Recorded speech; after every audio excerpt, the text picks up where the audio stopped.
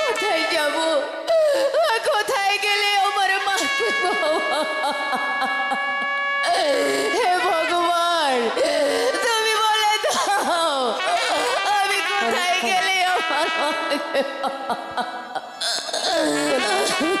দোলাল, কি হয়েছে ভাই? দাদা দাদা আমার মা কোথায়? আমার মাকে ছাড়া যে আমি এক মুহূর্ত থাকতে পারছি না। আমার মার কাছে নিয়ে এমন করে ভেঙে বললে চলবে না রে ভাই। তুই যদি এমন করে কাঁদিস আমি কি করব? দাদা, আমি যে মাকে ছাড়া থাকতে পারছি না দাদা। আমি যে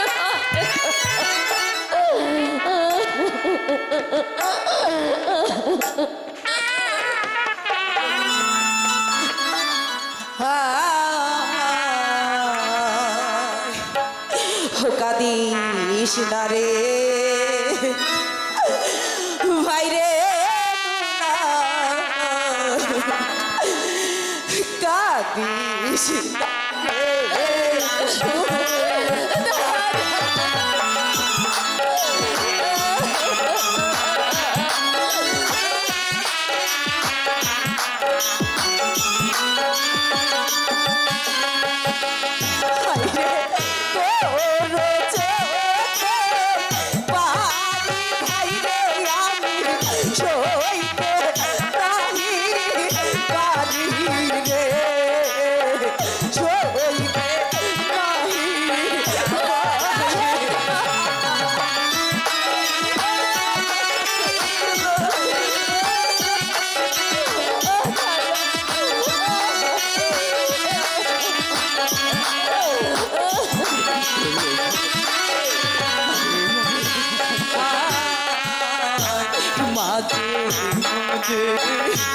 ছেড়ে গেছে জন্ম মেলা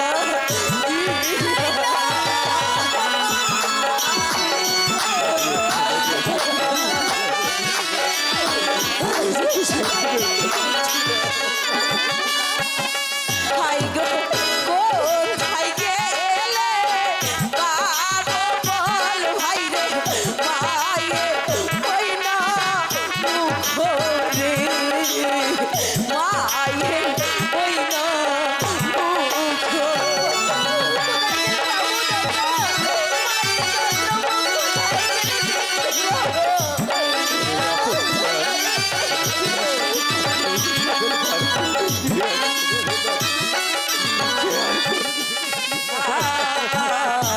মাঝে দেহে ছেড়ে গেল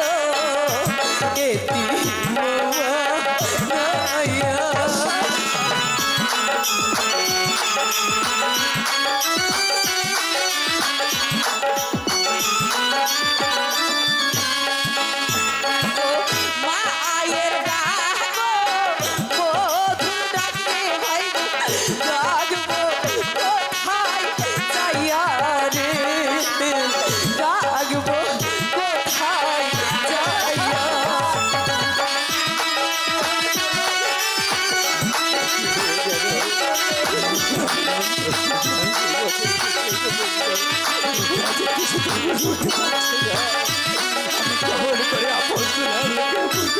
ভগবান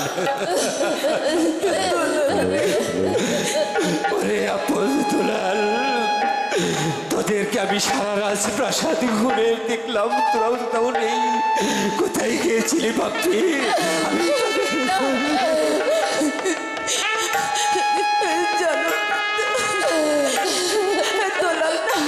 দোলাল শুধু বারবার বলছে আমাদের আমার মাকে এনে দাও।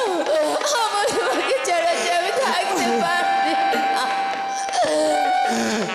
আমি কেমন করে বোঝাবো ভগবান? ওদের মাঝে আর কোনোদিন ফিরে আসবে না। দুলাল, তোদের মাঝে আমাকে দায়বদ্ধ করে রেখে গেছি। তোদেরকে লেখাপড়া করতে হবে, উচ্চ শিক্ষায় শিক্ষিত হয়ে তোদেরকে রাজপ্রাসাদ পরিচালনা করতে হবে। তাই বলছি মীর কাসেম, মহারাজ, তুমি এসেছো মীর কাসেম। আপন দুলালের কান্না আমি অনেক দূর থেকে শুনতে পেরেছি। আপনিও দেখছি ওদের সঙ্গে সঙ্গে ভেঙে পড়েছেন। না মহারাজ, আপনি ভেঙে পড়লেই আপন দুলালকে কে দেখবে? তাই তো বলছি মহারাজ, আপনি ভেঙে পড়বেন না। আপন দুলালকে সবসময় সান্ত্বনা দিয়ে রাখবেন। আর রানীমা যে কথা বলে গেছে, হ্যাঁ মীর কাসেম, ওদেরকে লেখাপড়া শিখিয়ে মানুষের মতো মানুষ করে তুলতে হবে। তাই তো আমি আপনার এই কাছে ছুটে এসেছি আপনার দুলালকে নিয়ে যাওয়ার জন্য।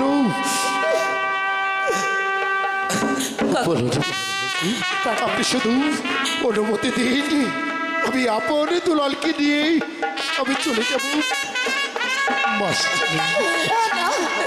হ্যাঁ মীর কাসেম, আমি কোথাও যাব মীর না। কাসেম। আমি আমার মাকে হারিয়েছি, আমার পিতাকে ছেড়ে কোথাও যাব না। না রে বাপ্পি, তোরা যদি এভাবে ভেঙে পড়িস আমি কেমন করে বাঁচবো বল? বলো পাপি। দোলাল তো ছোট, রে পাপি, তাই শুধু পাগলামি করে।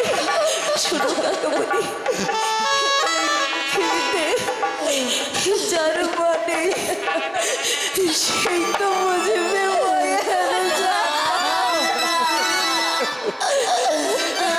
মীর কাসেম, ওরে আপন দুলাল। আমার ভাগ্য ওরে দুলাল, মতো আপন কে ভাই রে, মায়ের মতো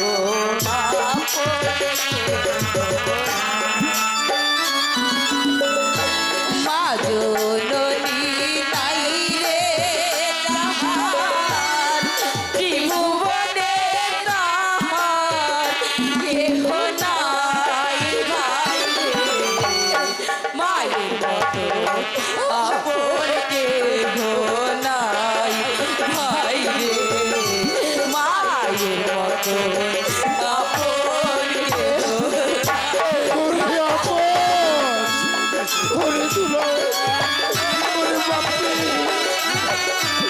তোর বাপি।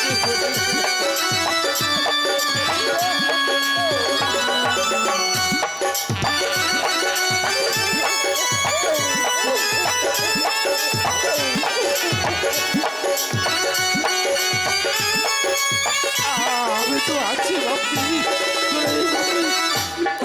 এ দুনিয়ায় চোখ মেলে যেদিন তোমায় দেখেছি, সুখে দুঃখে তোমার কোলে, তোমার বাসায়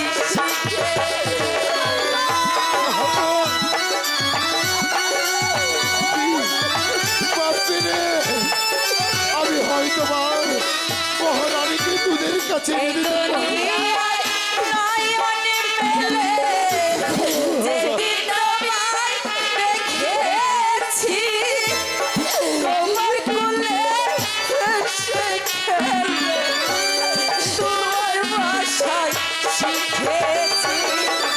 তাই তো বলি মায়ের মতো তোর কেউ নাই ভাই রে, মায়ের মতো আপন কেহ নাই ভাই রে, মায়ের মতো আপন কেহ নাই। মা জননী নাই রে তাহার, ত্রিভুবনে তাহার কেহ নাই ভাই রে, ওরে পাগল, আপন কেহ নাই ভাই রে, মায়ের মতো আপন কেহ নাই। আপন, ওরে দুলাল, তোরা এমনি ভাবে ভেঙে পড়িস না বাপি। তোরা যদি এমনি ভাবে ভেঙে পড়িস তাহলে মহারাজ যে ভেঙে পড়বি। তাই তো বলছি বাপি, তোরা তোরা কান্না করিস। মহারাজ নেই তাতে কি হয়েছি, তোদের এই কাকা তো আছি। হ্যাঁ মীর কাসেম, আমি রানী রাজলক্ষ্মীর মাথায় হাত দিয়ে শপথ করেছি ওরে আপন দুলালকে উচ্চ শিক্ষায় শিক্ষিত করে ওদেরকে মানুষের মতো মানুষ করে গড়ে তুলতে হবে, তারপরেই রাজপ্রাসাদ পরিচালনা করতে হবে। আমি তাই বলছি মীর কাসেম, আমি তো বহুদিন আগে রানী রাজলক্ষ্মীর কথা স্কুল তৈরি করে দিয়েছিলাম, সেখানে আছে বঙ্কিম চ্যাটার্জি, সেই মাস্টারের কাছে নিয়ে যাবে আমার স্ত্রীর আপন দুলালকে। হ্যাঁ মহারাজ, আপনি কোনো চিন্তা করবেন না। বঙ্কিম চৌধুরী হচ্ছেই আমার ছোট্টবেলার খেলার সাথী, সে হচ্ছে আমার বন্ধু। তাই তো আপনার দোলালেকে নিয়ে যাব আমি মাস্টারের কাছে লেখাপড়া শেখাতে, ওদেরকে যে মানুষের মতো মানুষ হতে হবে। আমি যে রানীমার কাছে শপথ করেছি আপনার দোলালেকে লেখাপড়া শিখিয়ে সুশিক্ষায় শিক্ষিত করে তুলব। আয় বাবা, তোরাই তোরাই আমার সঙ্গে চলে আয় বাপি। রানীমার দেওয়া কথা আমাকে পালন করতে দে। ওরে আপন দুলাল, কাকামণি, আমরা তো মাকে হারিয়ে ফেলেছি, কিন্তু মায়ের আদর তো আর পাবো না। এখন এখন আমার দুলাল মহারাজের কাছ থেকে তোমাকে ছেড়ে তোরা যাবো না, হয়ে যাবো। তোরা বিদায় দিয়ে আমার সঙ্গে চলে আয় বাপি। রে আপন দুলাল, তোদেরকে চলে যেতে হবে, আর তোদের বিদায় করে দিয়ে আমি কেমন করে এই রাজপ্রাসাদে থাকবো আমি ভেবে উঠতে পারছি না। তুমি কেঁদো না। আপন দুলাল, মহারাজের কাছ থেকে তোমরা বিদায় দিয়ে চলে এসো। হ্যাঁ রে ভাই, আমরা তুই ভাই ছাড়া আমাদের পিতার আর কেউ নেই রে ভাই। তাই চল ভাই, বিদায় নিয়ে আমরা কাকামণির সাথে চলে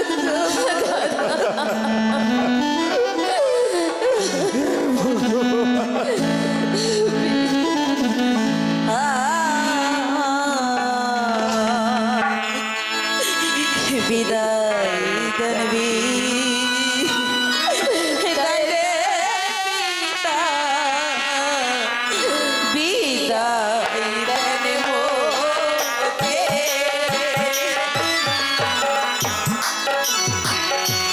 কেমন করে তোদের বিদায় দিয়ে মহারাজ আপনি ভেঙে পড়বেন না মহারাজ, তাহলে আপন দুলাল যে কিছুতেই যেতে ভাই গো লেখা পড়া শিখতে যাবো পিতা, গুরু চির কাছে গো, গুরু চির কাছে।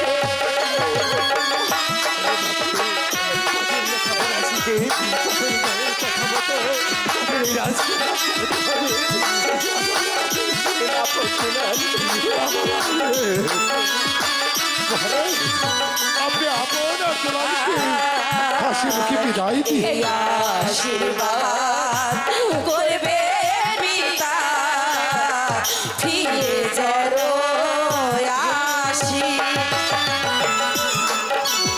আপন দুলাল মহারাজের কাছ থেকে তোমরা বিদায় নিয়ে চলে এসো।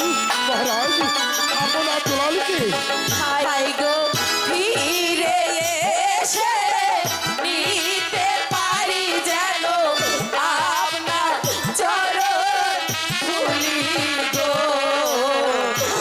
আপনার চরণ ধুলি।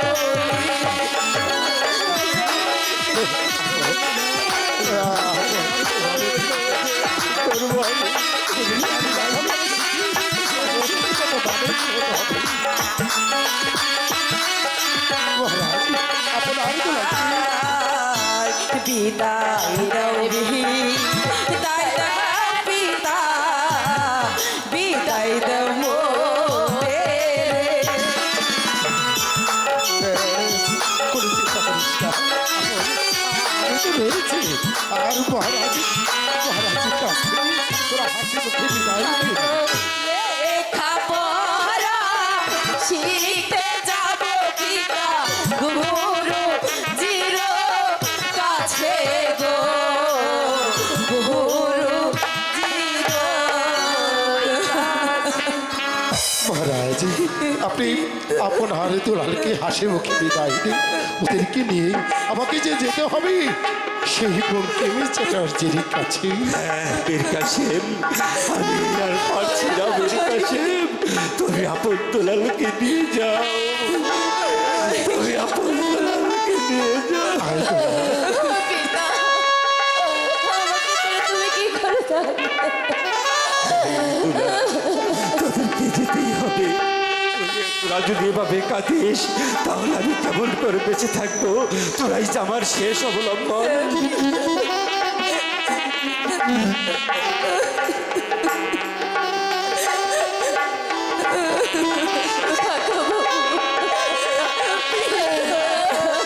দুলাল, তোরা তোরা যদি এভাবে কান্না করিস তাহলে মহারাজ যে ভেঙে পড়বি তোদেরকে বিদায় দিই মহারাজ ঠিক থাকতে পারবে না আমার তাই বলছি তোরা হাসি মুখে আমার সাথে চল মহারাজ ওদেরকে হাসি মুখে বিদায় দিই আপনি কান্না করবেন না মহারাজ ওদেরকে নিয়ে আমি যাচ্ছি।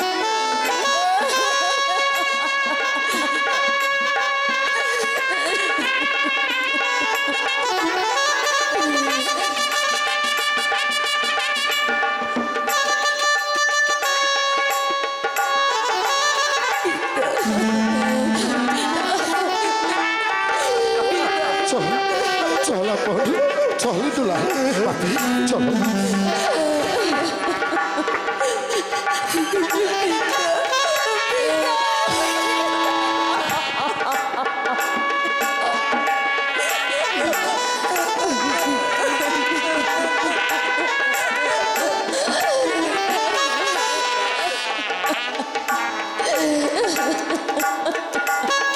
চল আপন চল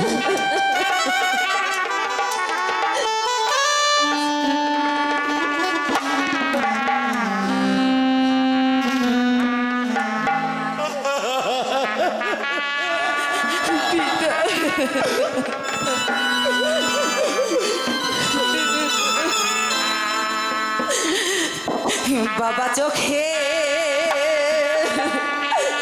জলে পজে আমার পিছল হয়ে যায় বাবা চোখে জলে পজে আমার পিছল হয়ে যায়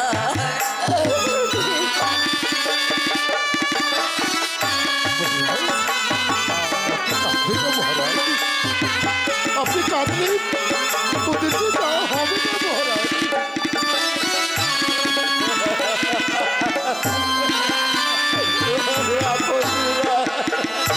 বাবা এমন করে আর কে গোনা সইতে পারি না আপন দুলাল ওরে দুলাল ওই তো কাঁদছিস বাবা এমন করে আর কে গোনা সইতে পারি না বাবা চোখে জলে পথে আমার পিছল হয়ে যায় বাবা চোখে জলে পথে আমার আয় দুলাল পিছল আমার সঙ্গে চলে আয় বাপি